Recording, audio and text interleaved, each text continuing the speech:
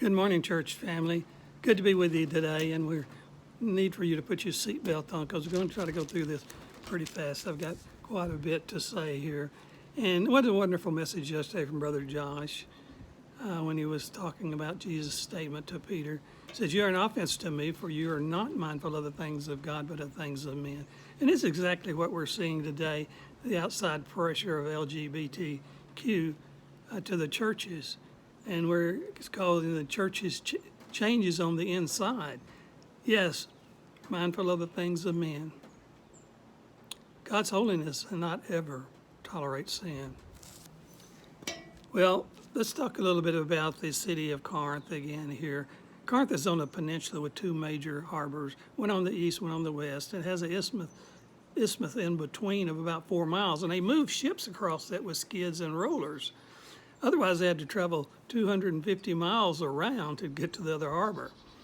Well, Paul spent 1.5 years here founding the church there, and that's pretty long for him, and that's in Acts 18:11. And he had help from Aquila and Priscilla, Apollos, and others.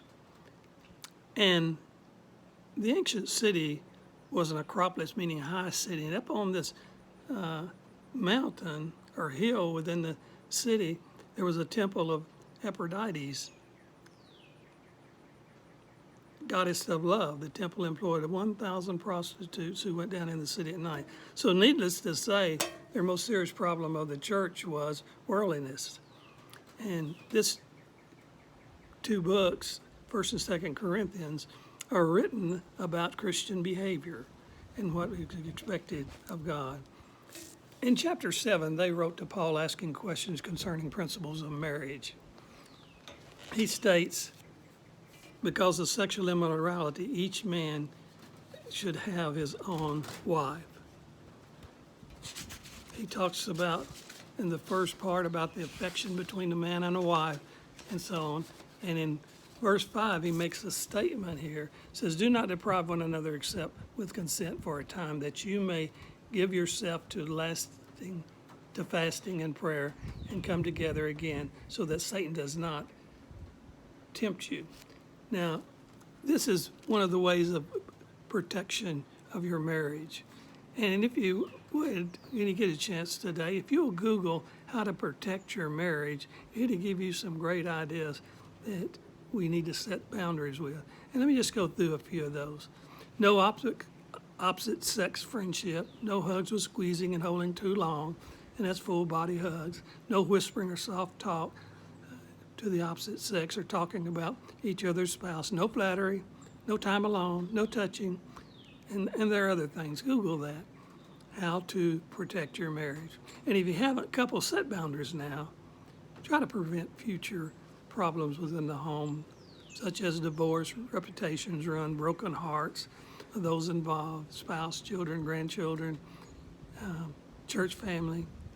Everybody loses, and the cause of Brother Josh read yesterday, 1 John 2:16 is the lust of the flesh. James 1:14-15 says, "But each one is tempted when he is drawn away by his own desires and enticed.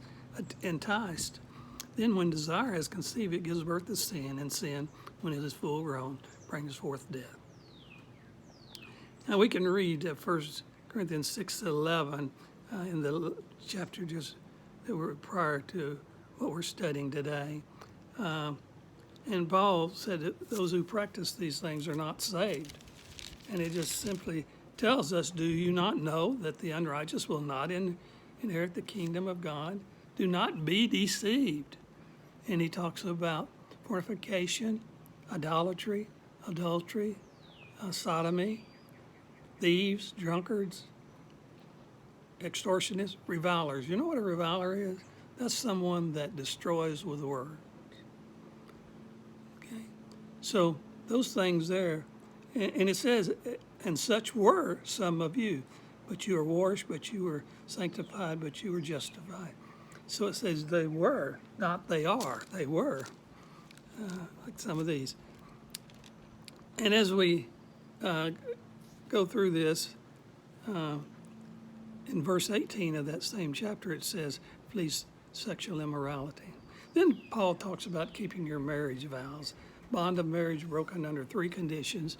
And the first is death, and that's in Romans 7, and also in this chapter 7, verse 39. Adultery, Matthew 19:9. And this particular instance here, it talks about marriage to a non-believer who desires to leave, and then the believer is not under bondage. And those are the three that permits you. And when it talks about not under bondage, that you're free to remarry. And that would be to a believer, as always. And we need to teach our children that.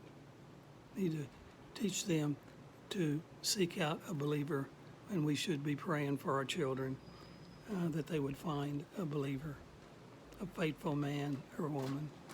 Thanks for listening, but please study this chapter. There's some great insights in marriage, and have a great day and a blessed day, and please keep safe.